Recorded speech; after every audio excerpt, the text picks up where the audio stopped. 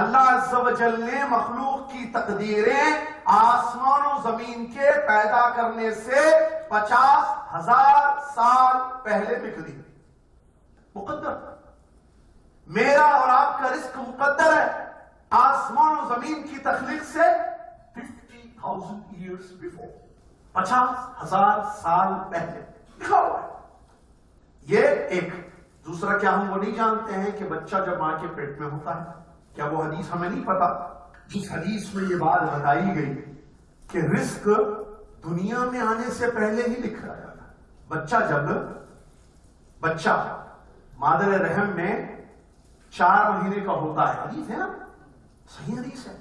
تو اللہ تعالیٰ فرشتے کو 4 چیزیں دے کر بھیجتا, حکم دے کر کہ لکھو 4 چیزیں. ان میں سے ایک چیز کیا ہے؟ بِكَتْبِ رِزْقِهِ. رزق لکھو اس کو کتنا ملنا ہے, کہاں ملنا ہے, کیسے ملنا ہے. رزق لکھ دیا جاتا ہے.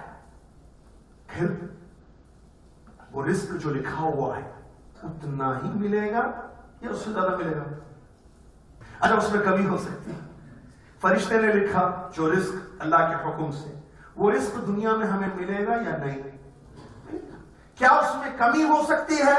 کوئی دنیا میں ایسا مسئلہ آ گیا معیشت کا کہ بھائی آپ کو ملنے تھے 1 لاکھ, مل رہے ہیں 50,000.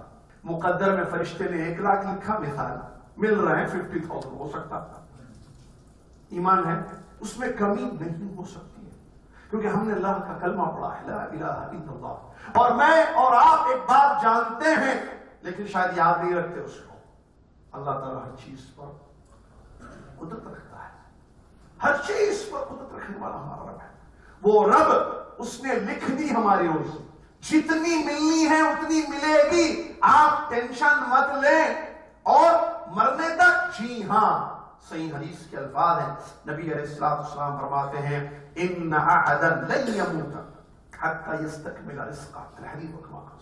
کسی نفس کو, مختلف روایت ہے, کسی نفس کو اس وقت تک موت نہیں آئے گی جب تک اس کو اس کا کمپلیٹ رزق نہ مل جائے.